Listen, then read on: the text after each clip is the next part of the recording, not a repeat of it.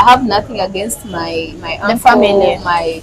it's my mother, my parents, because I feel they failed to take responsibility and they made us go through all these things. Yeah, so sometimes I'm really very bitter. Much as I love my mom, right now I try to do everything for her, but at days it really hits me very So hard. I hard. feel like an abandoned child because you can't tell me there are times I can have an attack. I'm on oxygen. I'll tell my mom today, Charity, Mommy, I'm not well. I've been admitted at a hospital. I'm on oxygen. Tomorrow she will still not call on me to check on me how I slept. Can you imagine? My mother. Our own mother. Sometimes I cry. Like most of the times I cry. Yeah. Like when I just take myself back to 2017 and where I am, I'm very Get grateful emotional. because like, it's been me, myself, and I. No Me, relative involved. myself, and I. That's a Yeah. nice statement. No relative, no parent, no what. Even like recently, like 2 weeks ago, I was with my mom and I asked her, like, Mommy, what do I have to tell the world about you? Because I know people are always, my mother this, my parents have done me this. Wow, you're like, the Lord has done it. Finally, finally, I finally. started my 3 semesters without no tuition. Of course, the plan was for me to pay now after, which was okay. Because I knew by the grace of God, once I'm done, I'll get a job. Yeah, surely. So, hi, amazing people. Welcome back to my YouTube channel. It's your wonderful girl, Jojo, right here. And together with me, I have the most beautiful, a wonderful girl, so ambitious, so hardworking, and most importantly, the youngest millionaire in the space right now. And she's called Charity Amanio. Charity Amanio. Did you hear the sound of that? She just sounded like the millionaire that she is. But all this flourishing story comes from a very dark past. Yeah. And Charity is right here today to share with us her life experiences, her journey up to this point. Anyways, let's go back to the heart of the matter, which is Charity Amanio today. So Charity, please greet my people and tell us something brief about you. Hi, lovely people. I'm so delighted to be here. And just thank you for being amazing. Thank you for having me here. Thank you so much also I for coming really here. don't know what exactly to tell our people here. I think if you don't tell me what to say, I might we might talk You the have whole a bunch day, of stuff like to talk about. billion of them. So No. you need to be my guide. I might go off track.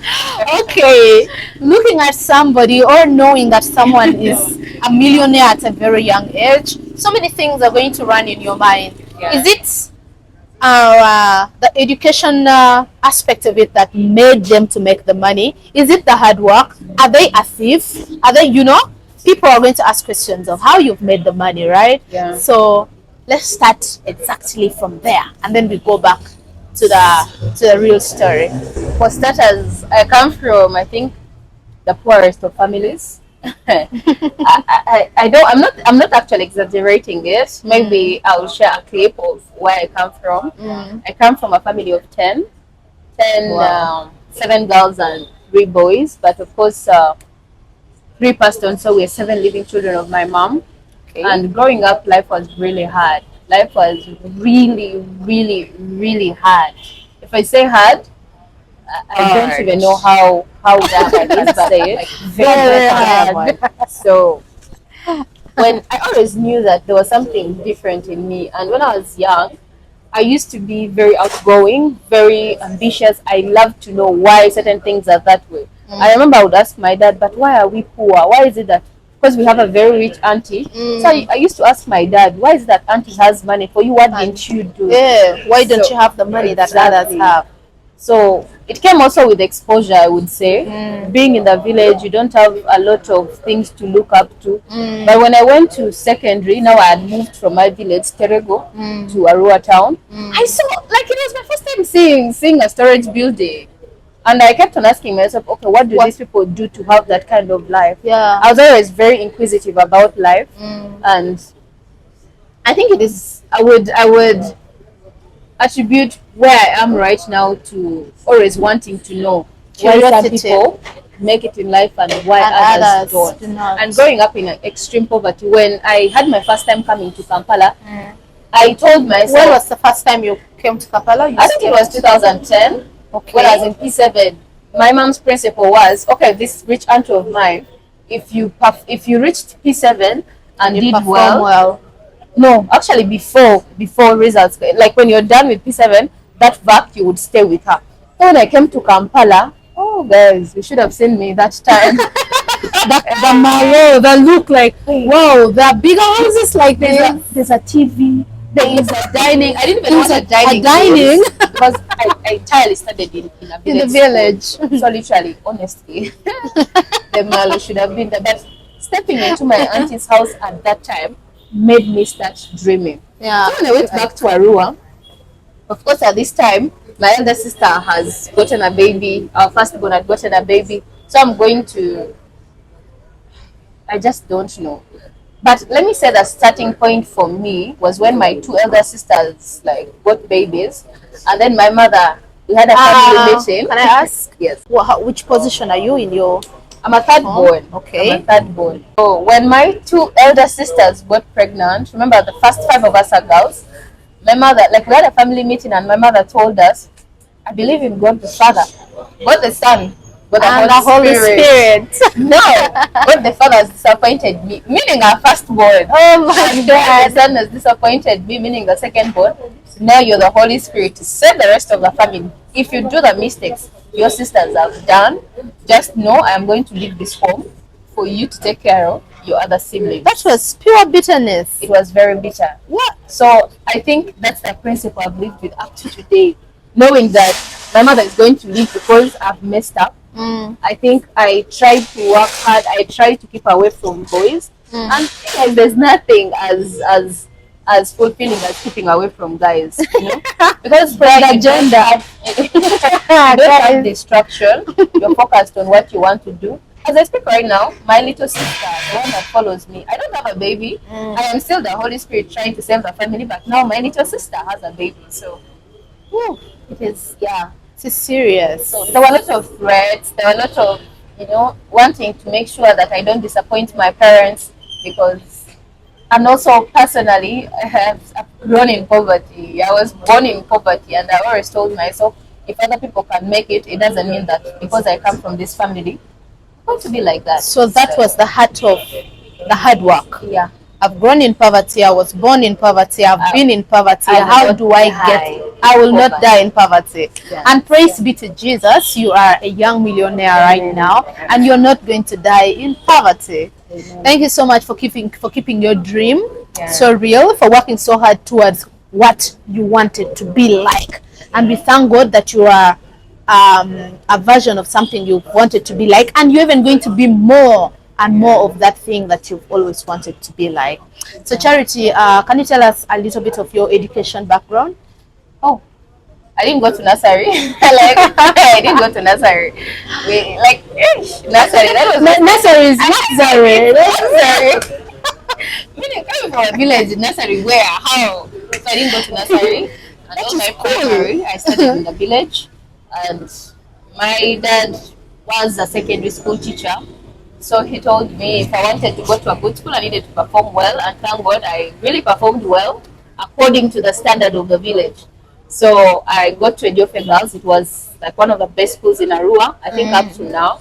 And I did there my O level, and I came to Kampala in A-level. Kampala. And that's when actually the real dreaming And for my started. people that are out, you may be wondering why we are hyping Kampala. Kampala is the capital city of Uganda. The If you capital live in city of Kampala, Uganda. from me, hey, if you come from my village and you're in Kampala, you've made it in You're a life. big deal. So when I came to Kampala, that's when the real dreaming started. And of course, life was not as rosy as expected. I went through abuse. I went through suffering at the different relatives I was staying with. When you came to Kampala, you were staying, your parents remained in the village. Yeah, I came as a person. And okay, fast forward, I came to Kampala because I am very asthmatic. Oh, so at that time I sorry. used to get frequent attacks. Do you still have the sickness up to now? Yeah, I do, but they're not as frequent as they used to be. Like those days, I would be every day having a cannula. If you look at my skin, every day I would have a cannula. So the doctors in Arua thought maybe I had something more complicated. So they had to bring it to the capital city to to come and do a spirometry, to check. So I came, and then my aunt was like, "Let us stay with me." I stayed with my auntie in Kampala. I stayed with my auntie for 6 months, Okay. and it was enough. One day she just woke up and she's like, I don't want you in my house. Anyway, I wasn't mad at her because it was her house, and that was like kind of, yeah, it wasn't, I wasn't the first person. Sometimes. Yeah, so from my auntie's place, I moved to, because now I was in senior six, I can't go back to Arua. It's hard to find a school, yeah. So I got to stay with my auntie very far from the school, from with my uncle in Kawempe, very far from the After school. your auntie just woke up one day and it's like, Yes. out of my house, madam, and you shifted to your uncle's Yeah, that house. was my mom was like, you're going to, you're not coming back to Arua right now. My mother is another thing. My mother, African mothers. you can't come back. You're going to senior six. We're not going to find a school. So come and stay with uncle. And my uncle's home is like how many kilometers? Over 5 kilometers Away from the school. Not even miles are longer than kilometers, right? Because Yeah. we stay after Putano. It's like over 8 miles away from the That's school. far. So life was, my uncle loved me. He was very amazing, but he has a family, and the family was not happy with it. My uncle loved me so much is because I had asthma, and he also has asthma, so he he knew understands. exactly. He gave me all the care, and it didn't sit well with the rest of his Of the family. So the story is very long, but to cut the story short, 2 weeks to UNEP doing final exams, I had to shift. I had to start living alone. I lived with my uncle from January 2017 to October. So when it reached a few October, months. yeah, I couldn't. Oh, that was better. My auntie's place, I lived for 6 6. months. You know, somehow those two experiences made me feel like I didn't know how to stay with people. But at my uncle's place, my uncle loved me so much that we started having issues with my cousins, Yeah. because they start, and then their mom was the one engineering, saying this girl just came to this home, And your now, father is exactly, she's the one spoiling your relationship with your dad. Now she's, you know, but I didn't blame them. So 2 weeks Yeah, to you, exam, you knew your position. You're like me, I'm just a niece in I this just wanted house. to get done and go, but 2 weeks to exams, I could not. A lot It's happened. impossible. There's a time I barely fainted. Should I even say this? So before that, my uncle, in around September, my uncle had traveled. Not the one that has asthma. My uncle had given me a room. He has rentals, so he had given me a room where to sleep. So I come from school. That time I had gotten an attack. Remember, we're staying like over 8 miles away from the school. My uncle had left everything with this woman, like my transport, and now this time I have to walk. Waking up, it takes me like 2 hours to walk to the school. Serious. Yes, I have to wake up like by 5, actually 5, I'm starting my journey. I think it's from Walking? yes, from not even this Kawempe, deep down, like next to. This is serious. So I would walk to school. So this particular time, I walked to school. Then it was cold. I got an attack, Of course. and when I'm at school, okay, I was at a sick bay. Of course, it reaches evening. I'm still not feeling fine. But now here I have to go home. It's a day school. I don't have where to sleep. You can't sleep in the school, and going home you have to walk back home. There's a time I even went, you know, Chitante. It's Yeah. very close to. I slept in Mulago.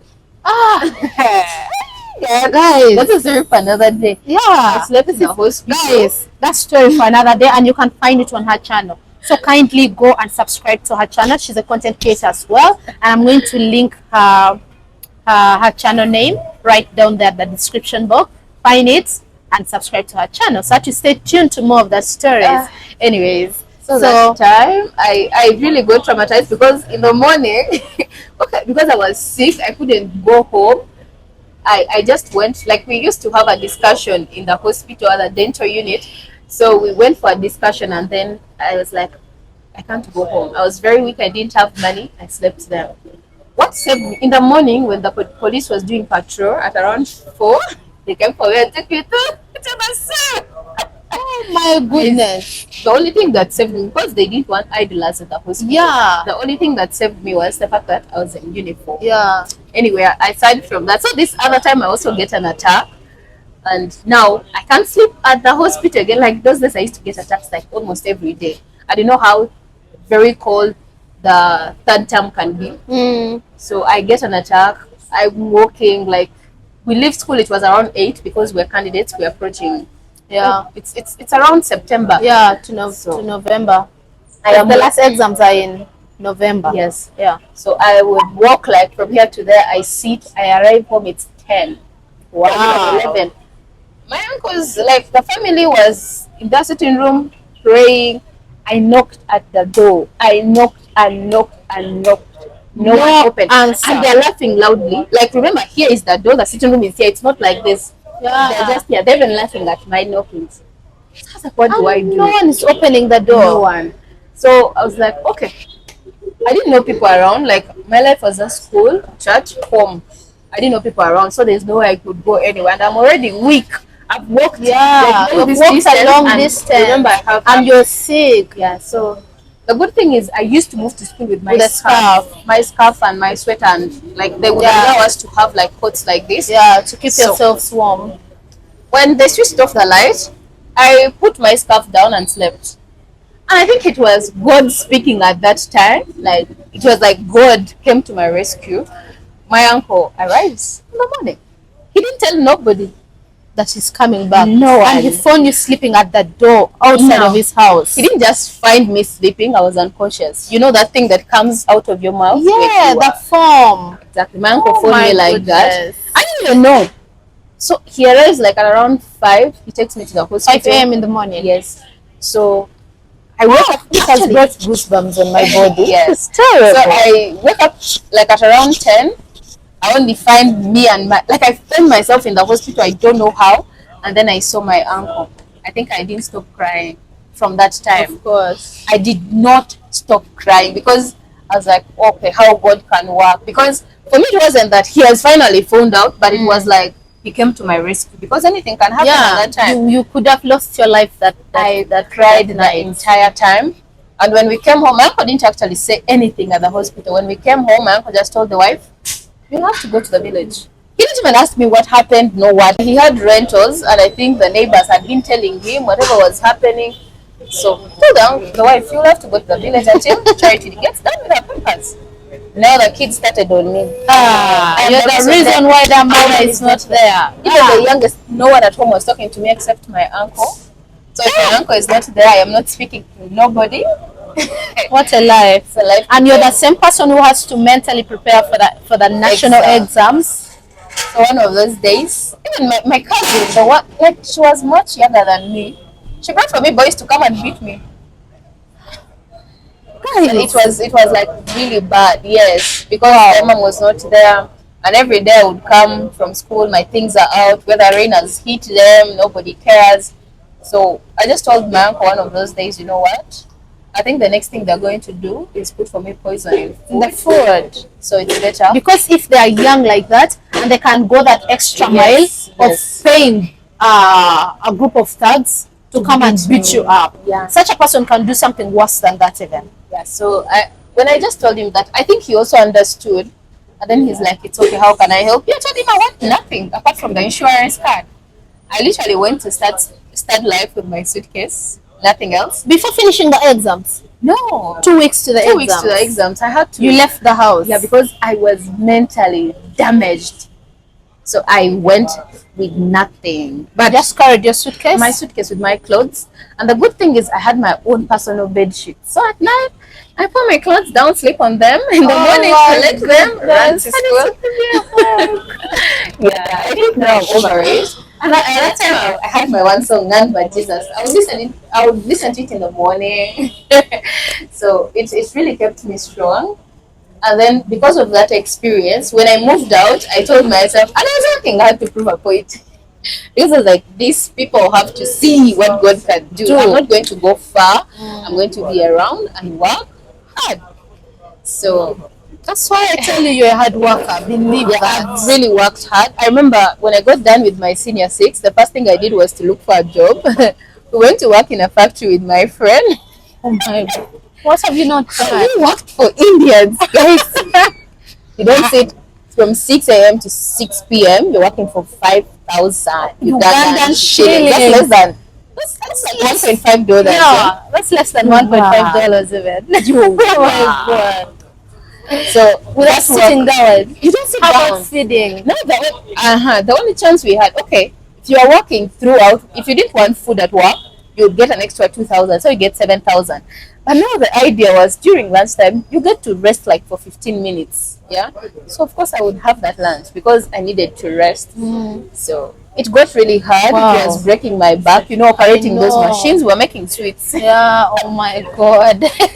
So you were working hard to sustain yourself since you've already moved Yes. out of home. And now you're I literally don't on want to your own. go to the village. I'm like, this is where my story has to change. I'm not going back to the village. Yeah. There's a lot of opportunity. So Yeah. soon after, I went to Brack and I told them, I'd like to work. Do you have work? Like, we don't have work, but we can train you to be a peer mentor. And that's giving me 120,000. Guys, it's 5,000 a day. Big girl. 120,000 to a month. But of course, there was no work. Big girl. Big girl. Big girl. And by the way, I've not even told you, at this time, my landlady, I have a conversation with her and she's like, Charity, it's okay, don't pay me rent. Just stay in the house. Thanks to her job. She was a mother. So I stayed in that house from all this month up to April. I started paying her in May. So I stayed like 7 months without paying. Thanks to her. So my 120,000 was coming at the end of so the month. understanding. Wow. Yes, very, very. 120,000, I would make sure I buy things in my house. In the house. I didn't mind food. Because you only had a suitcase and your bed sheets. And all this time, my dear, I've not even bought a mattress. And Where do you sleep, madam? Okay. Along the way, of course, when I started doing this live, and then my friend was like, Charity, you can't stay like this. But of course, I didn't trust her. I didn't trust nobody. I was like, if my relatives mistreated me, how about other people? But this was like the best home I'd ever had, I still maintained my house. So the mother was like, Charity, come and stay with us. This was in Feb now. Come and stay with us. The little money you get, don't use it for feeding, use it for buying things in your house. Thanks to her so much. You Sudanese are nice people. There were so many people, and this lady really made me feel, for the first time, if there's any home I have stayed and felt at home, it's that place. More than even your own home. Exactly. Wow. This lady would make sure when I'm sick, she drives me to the hospital. When she's buying things for her daughter, she buys for you. Because me and the daughter were best friends. Yeah. So really, that was like now the saving part. But thank you to that South Sudan family. I love you. So, so at that time, that mentality that people change is not leaving me. So I'm like, let me keep my house. So the money I get, I just buy things. When I was now final, when I bought my mattress for my birthday gift. You bought a mattress on your own birthday? Yes, on my birthday. That was a self-gift. Exactly. On 30th of April, I bought a mattress. I'm like, now. So now I came and told her, Mama, now I have my mattress. I think I can start life. Yeah. I was like, it's okay. Me, I wish the very best for this lady packed me with food enough for like food 6 months. Oh my God. Yeah. So she's so amazing. She is. So because I had that difficulty growing, and I was like, I'm not going far. I'm going to stay close to my uncle's people. They should see God do the work. So I have that you're actually feeding and you're sleeping on a mattress. I've worked hard with a bad mentality of just trying to prove to people points. I have nothing against my uncle, family. It's my mother, my parents, because I feel they failed to take responsibility and they made us go through all these things. Yeah, so sometimes I'm really very bitter. Much as I love my mom, right now I try to do everything for her, but there are days it really hits me very hard. I feel like an abandoned child. Because you can't tell me there are times I can have an attack. I'm on oxygen. I'll tell my mom today, Charity, Mommy, I'm not well. I've been admitted at the hospital. I'm on oxygen. Tomorrow she will still not call on me to check on me how I slept. Can you imagine? My mother. Our own mother. So guys, Charity's story is quite touchy and it's very, very, very, very long. I'm glad you finished your senior 6 and you went to the university and I first did a diploma, by the way. Oh, she did a diploma time. My mother didn't even know I was doing it. Okay, I told her I was doing a diploma. But not even bothering, okay, where is this school? How is the fees structure? Like, can I... No concern. So there was a lady I got who paid for me for the first semester. Yeah. And then, of course, second semester, I think things got hard. Yeah. She didn't have the money. And when I told my mom about it, my dad was Okay, my dad was at school, he didn't have money. But when I told my mom had the capability to, my mom is like, I'm paying your sister. It's your dad's responsibility to pay you. Yeah. So if he doesn't have money, get a dead year. This is serious. Yeah, and I went to ask for a dead year, and the registrar was like, because at that time, remember now I've had this experience at my uncle's place. My mind is always thinking of what can I do better. I started doing modeling. So when I went to that school, I did a beauty pageant and I actually won and I became the miss for the school. Oh my god. I'm not that pretty, but I would do everything to get that money. Yeah. So You're a hard worker. the registrar was like, you've done. So when I became a miss, my initially for the misses at that school, it was like just looking pretty. So for me, I was always looking at how can I leave an impact. So I started organizing these career talks. We would call people from outside, like it was my own initiative. So then when I went to the registrar to ask for a dead year, he was like, you've done a lot of different things for this school.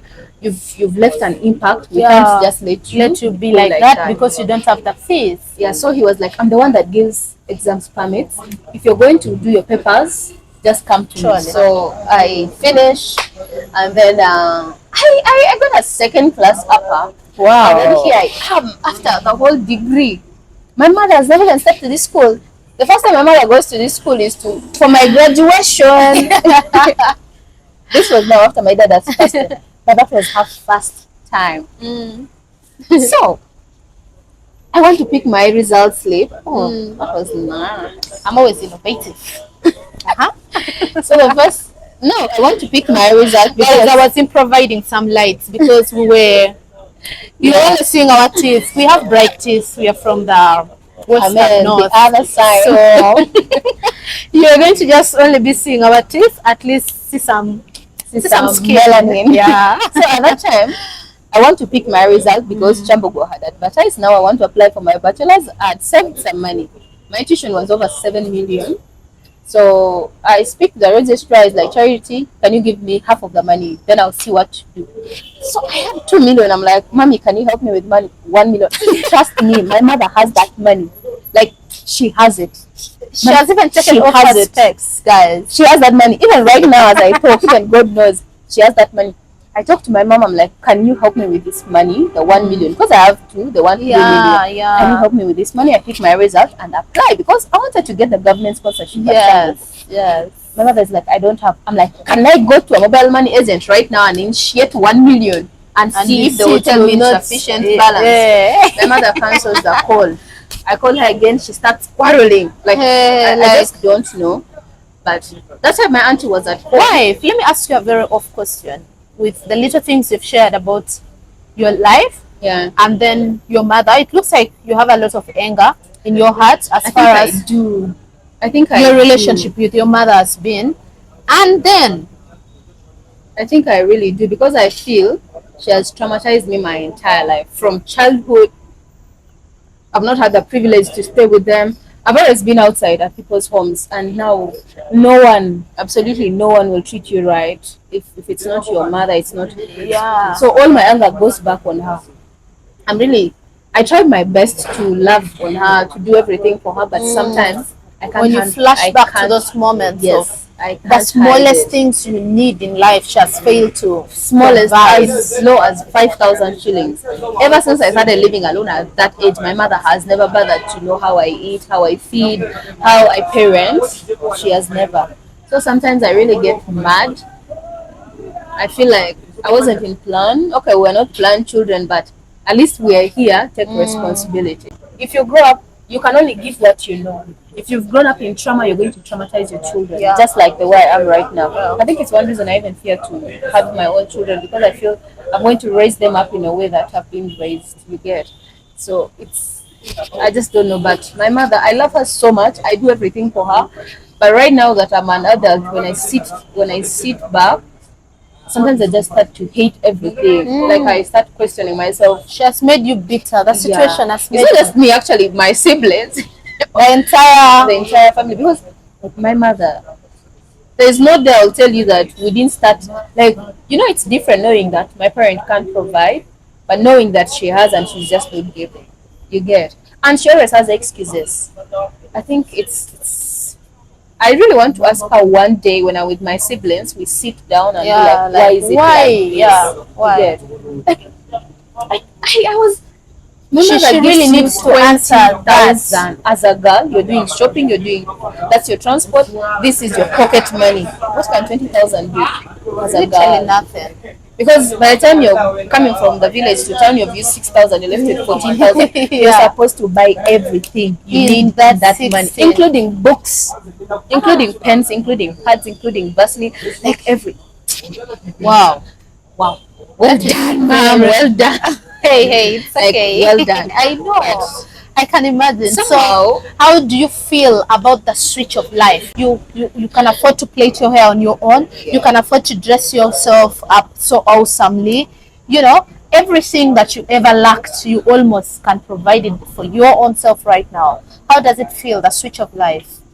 it feels good. Like sometimes I also like when I sit in my house, my place where I live, I feel like sometimes I don't think it's real. Like, this is my space. Because I have a looking at TV, I have a bed, I I have a have all these fridge. things and looking like back to 2017, 2018, how life was. But now sometimes like my older sister is very bitter. You see me, I may sound bitter. I'm actually the sweetest. Ah, people Yeah. are bitter out there. Very, So, very, very, Charity, very.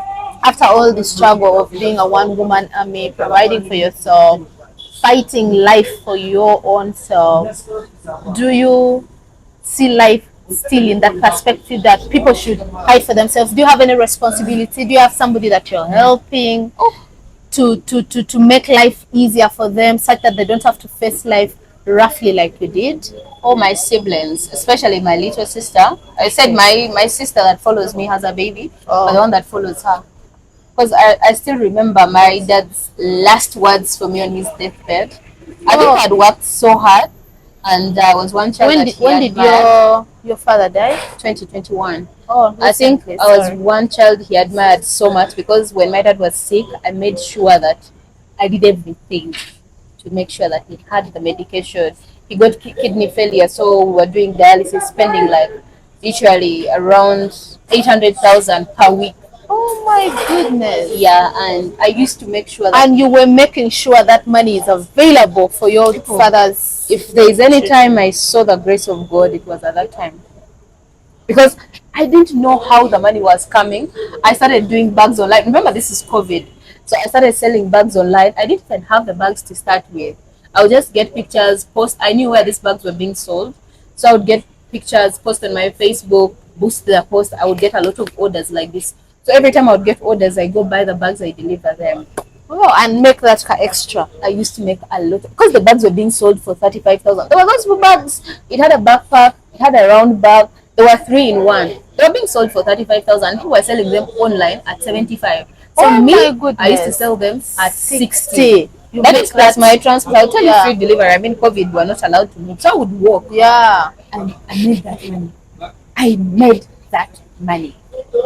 Wow. So I worked hard to see that my dad had the money, and like I gave it my all. I gave it my all. I didn't know how the money was coming, but God did. I didn't have any man in the picture. I didn't have anyone who was supporting me, but it was just me and God.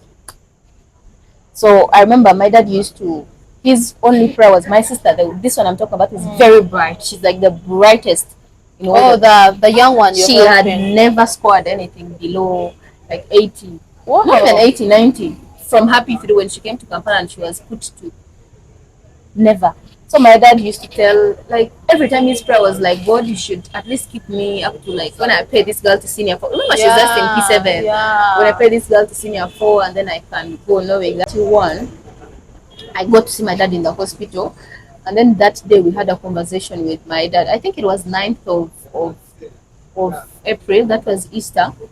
So we have a conversation with him. It's like, Charity, I am so proud of you.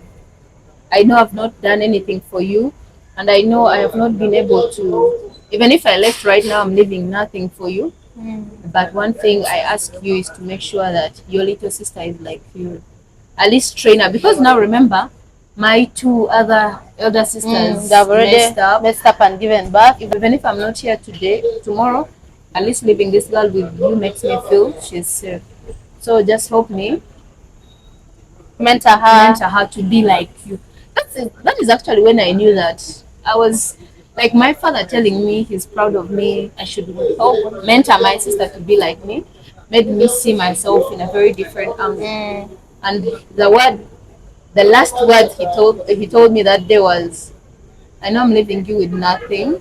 You're going to build from scratch. As a parent, I'm very disappointed in myself. But I pray the grace of you God make it. never, like, the grace of God never departs from your life. Amen. So, and that time when my dad spoke those words, that is when I saw my dad was like he had released himself His from, heart. yeah, and he was ready to die. He even told my mom, I think my time is up. I need to go. He was here in Kampala. He was in Chirodu. So he told my mom, I need to go to the village and die from there. And he did. His wish came to pass. Like he tried to make sure that he went to the village and died from there. That was like in April. And in May he passed away. Whew. So she, even much as I didn't get anything she asks of me, if I am in position to provide, I make sure she has. But also I try to let her know that she's not going to have a life as smooth as the other kids that she's with at school. She has to know that I'm just a young girl with also a future. I will try my best, but now like times like this when I don't have a job, I won't kill myself. So I love her. She's very understanding. She's very supportive. Even when I started my content creation journey, she's the one who is always Shoot for moving you. with me. I would like. She's the only person among my sisters I would say who completely buys into my vision. And if I was to do anything right now, she's the one I can do with. She's very Supportive. Yeah, she's it. Wow. Yeah. Your story is amazing, very soul touching, and I'm so touched by your story. And I'm also inspired at the same time because they say there is a blessing in every horrific thing that happens in your life. Yeah. Yeah. If you see the blessing in it, grab it in good faith. Yeah. You know, had you put a bad heart towards your everyone who participated in your suffering as a child, Yeah. and you held that so close to your heart, you wouldn't be able to move. But you've been a free spirited person. You just, went about your life like that. And the grace of God never departed from you. It has Just never, as and it your dad will said. never, yeah. Amen. I think for me that's like every time life really gets hard. Of course, not that now that I make the money somehow. There are times when it is really hard.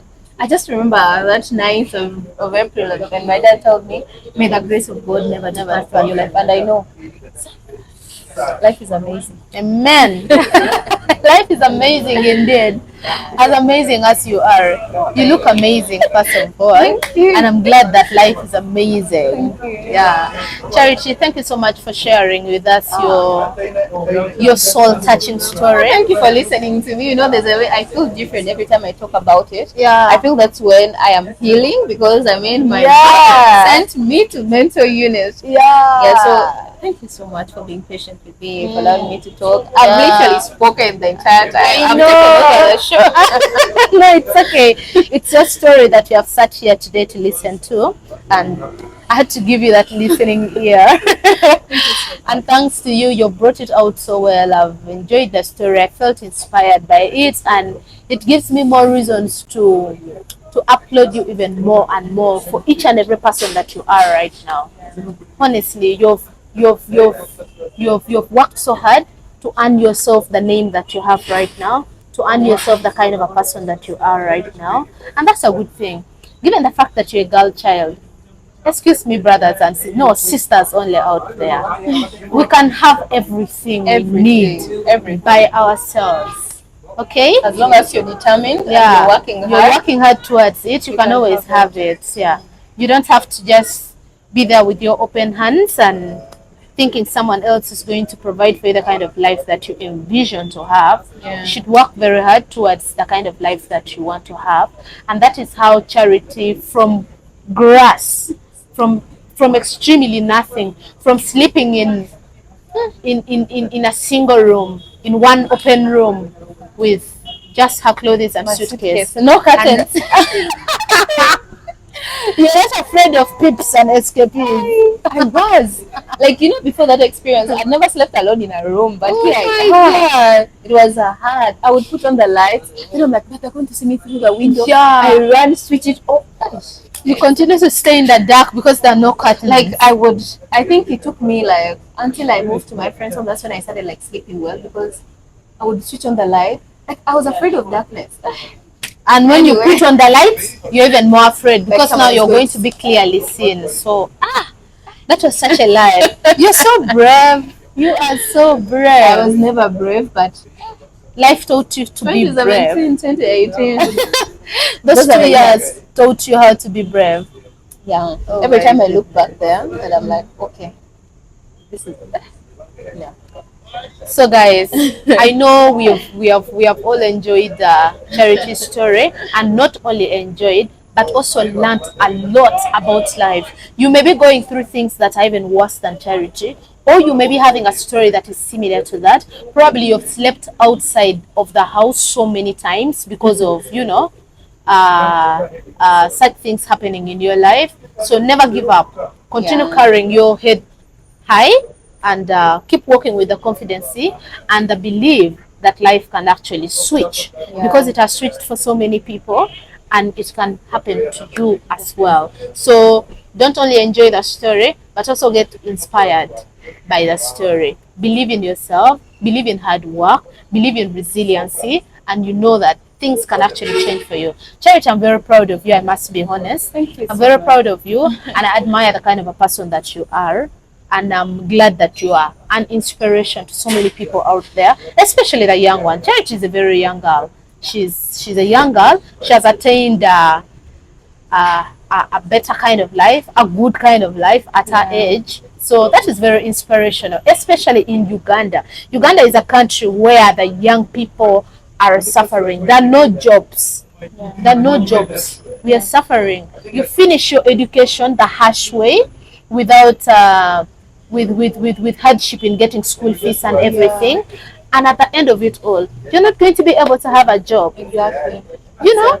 And yet you've suffered so much to get the school fees, and you feel like when I finish school, I need to work very hard and pay up for that money and be able to help the people that helped me as far as education and school fees is concerned. Yeah. But you'll get heartbroken that you finish the university or whichever level of studies that you want to attain, and you're going to sit down like somebody who has never gone to done. school. But also one thing But- I want to tell young people is don't sit down. Yeah, Go out, because no one is going to come at your home, knock at your door and give you a job. give you a job. Me, no. all my times, there are times when I need a job, I would dress up smart, go and talk to people like, I can do ABCD, can I be Can I here? be- uh-huh. Even if you're not going to pay me in the beginning, I'll tell you I'm giving you maybe a period of like 2 months to see Yeah. what I can do. Yeah. But of course, when people see you doing your best, they're always going to give you something. Yeah. So this thing of waiting for connections, me who is not connected, nowhere, I've none to. Like tomorrow, I resign from my work for no reason. You're the generational curse breaker. You're the Period. breadwinner. Period. Like anything, I'm not going to feel ashamed to walk to a company and tell them I can be a cleaner. Even with my diploma, now that I'm doing a degree, I can do any kind of work. As long as I feel the need to get a job, I will do it. And people just think because now I've done a degree in software engineering, I should I'm going strictly- to you will Yeah. not. Because Surely. every year there are tens of thousands of people that are graduating, but what is the job market like? So if you're going to wait, it's just like don't sit on that degree. Don't wait for someone to bring you a job for. Just go, put yourself out there. If it means starting to sell snacks, do it.